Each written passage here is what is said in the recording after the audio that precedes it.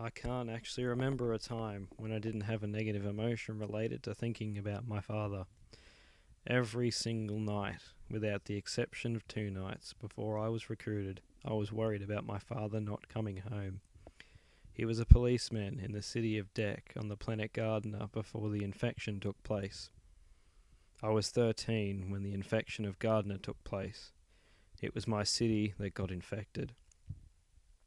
We gloated about a new walling system where the entire world had been divided into sectors so that if any infected landed on Gardner, we could just simply lock that part of the system down and avoid the infected escaping.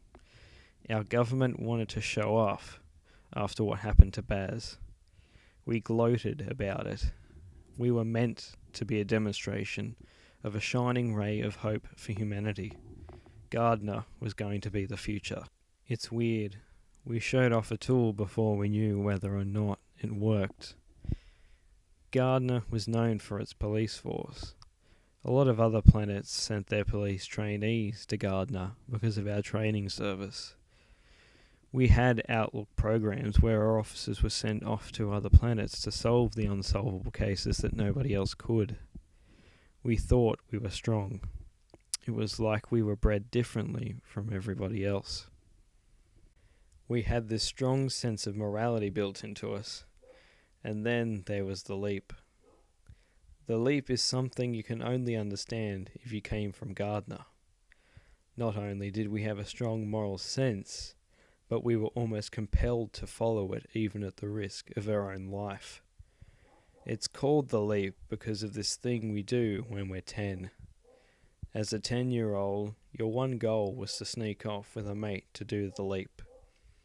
It was a jump from a very high cliff into water. If you lived in the city, it was a jump between one tall building to another. The leap was different for everybody.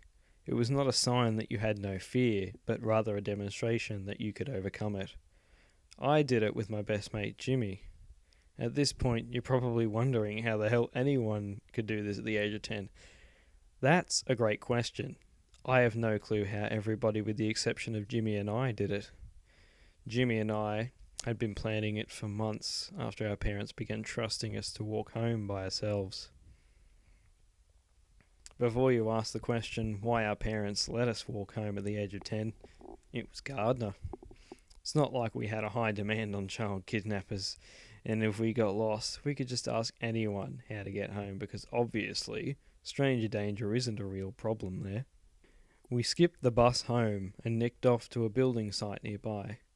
We had to crawl under the back fence to avoid the security the city hired in order to prevent 10-year-olds from trying to make the jump. You might have guessed it, but adults weren't exactly supportive of this idea.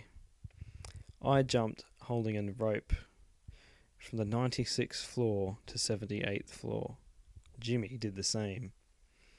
Naturally, the builders saw us and took us straight home to our parents, where we were grounded for quite a large period. But we made the jump.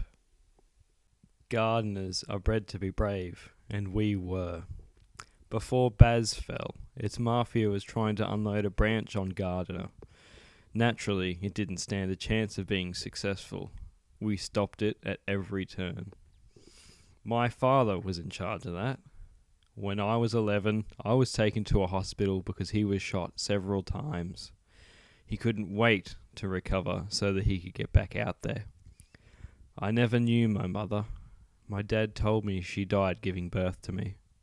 But at least I had my dad. I wasn't alone as long as I had my dad. Later that year, Baz was infected and taken by the serfs. It was a big hit for us. Not because of the serfs taking another, but because they took the police planet. It was a very sad time for us. Then, as I mentioned earlier, the walls were set up to protect us. That's why we got them. 2 years after the wall was built, a ship crash landed on Gardner with infected.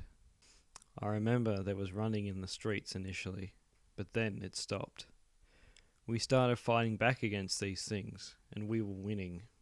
I remember hearing it all. My dad locked me in the pod so that worst case scenario I would get launched up automatically. Then I heard banging at my door and suddenly Jimmy burst in. He ran towards the pod when it jumped out from behind him. An infected had escaped the fray.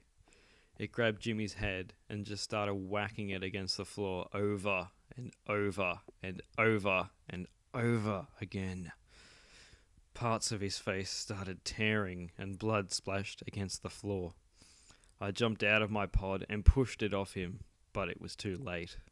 Jimmy lied there with a piece of skull piercing out of his forehead. The infected wasn't even stunned. It immediately jumped back up and raced towards me. I was so scared then it happened. I looked up and the infected was frozen mid-air. I was so confused it wasn't moving. Just there, completely still.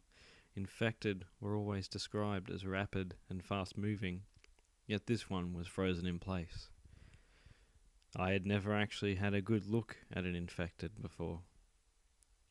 Its mouth gushed with drool, snot dribbled out its nose, and blood poured out of its eyes. Its fingers were sharp bones with leathery skin torn away from the fingertips. And those eyes heated with anger. Then I raised my hand to touch its head, but then suddenly with a yellow flash, he flew across the room. My dad suddenly ran into the room. He saw the infected laying dead on the ground. Then he saw Jimmy. He placed a towel over Jimmy, then grabbed me and placed me back in the pod. He went to check out the infected and pulled this yellow dagger out of its head. He brought it over to me and firmly hugged me for the last time. "You're a beautiful kid. You're my son, and I've never loved anything more than I've loved you. You're at times, and the last of our family," he said. Then we heard the sounds of drums coming from the speakers in the room. This was the happiest moment of my life.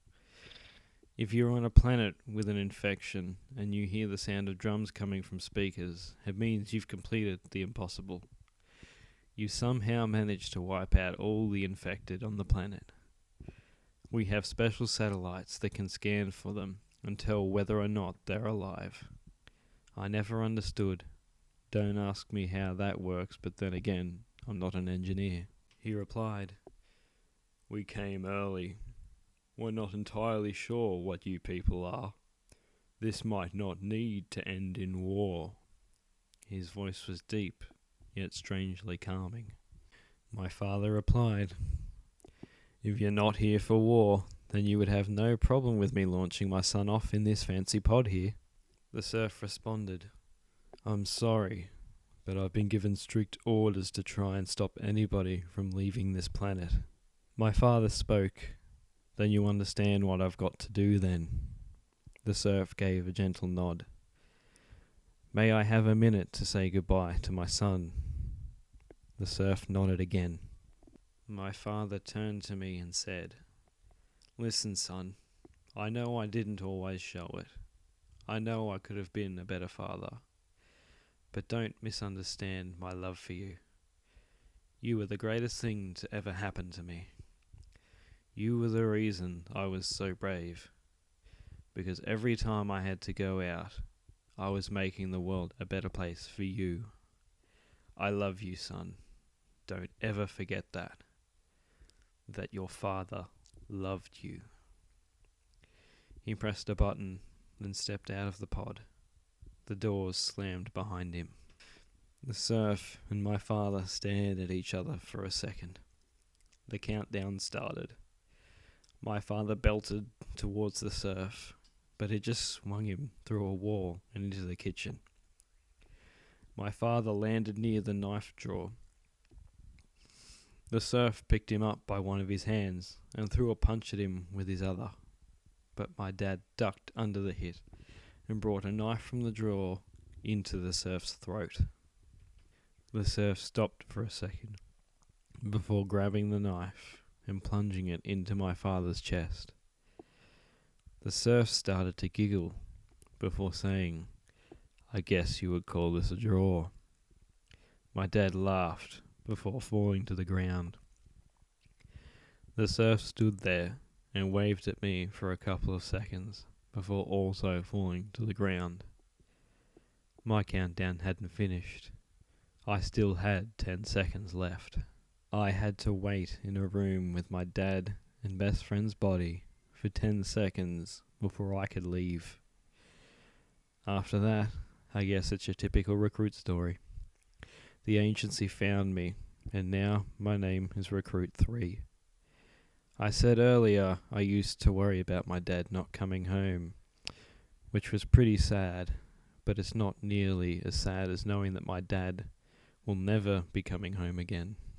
It took the Surfs 2 years to take Gardner, because we fought back and put up one hell of a fight. But ultimately, it was a waste of time. For them.